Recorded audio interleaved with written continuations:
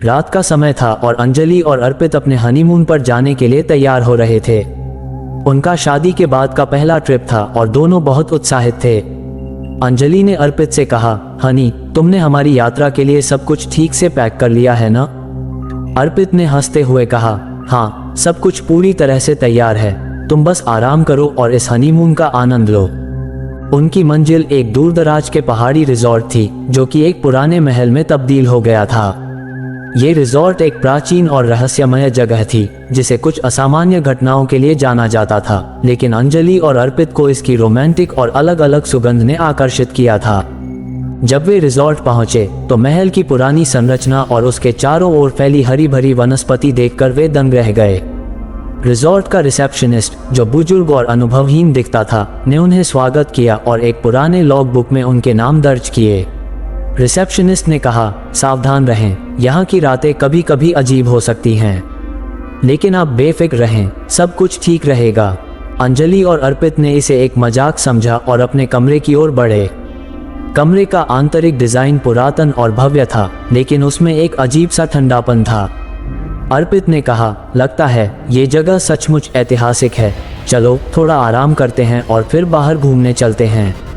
रात को जब अंजलि और अर्पित सोने लगे तो अचानक कमरे में एक अजीब सी खड़खड़ाहट सुनाई दी। अंजलि ने डरी हुई आवाज में कहा, क्या तुमने ये आवाज सुनी? अर्पित ने उसे आश्वस्त करने की कोशिश की, शायद ये पुराने महल की संरचना की वजह से हो रहा है।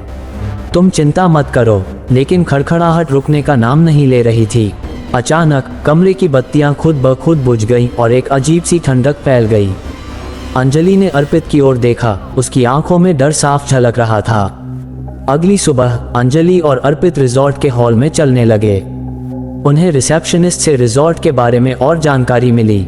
रिसेप्शनिस्ट ने कहा, यह महल कई सदियों पुराना है और यहाँ कई असामान्य घटनाएं हो चुकी हैं। स्थानीय लोग कहते हैं कि यहाँ एक आत्मा रहती है जो शांति की तलाश में है। अंजलि और अर्पित ने यह सब मजाक समझा, लेकिन उनकी धड़कनें बढ़ गईं। वे रिजॉर्ट के बाहर घूमने लगे, लेकिन अंजलि की नज़रें हमेशा पीछे की ओर लौटती रही।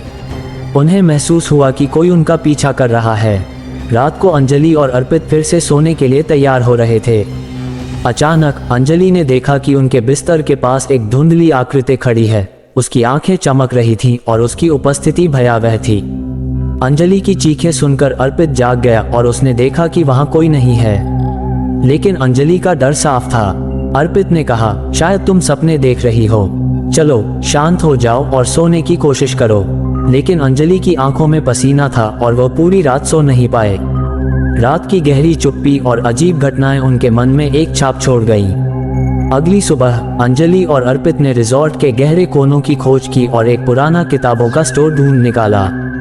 वहां उन्हें एक पुरानी डायरी मिली जो एक महिला की थी जिसने महल में बहुत समय पहले खुद को कैद कर लिया था। डायरी में लिखा था कि महिला एक प्रेमी की तलाश में थी, लेकिन अंततः उसने आत्महत्या कर ली थी।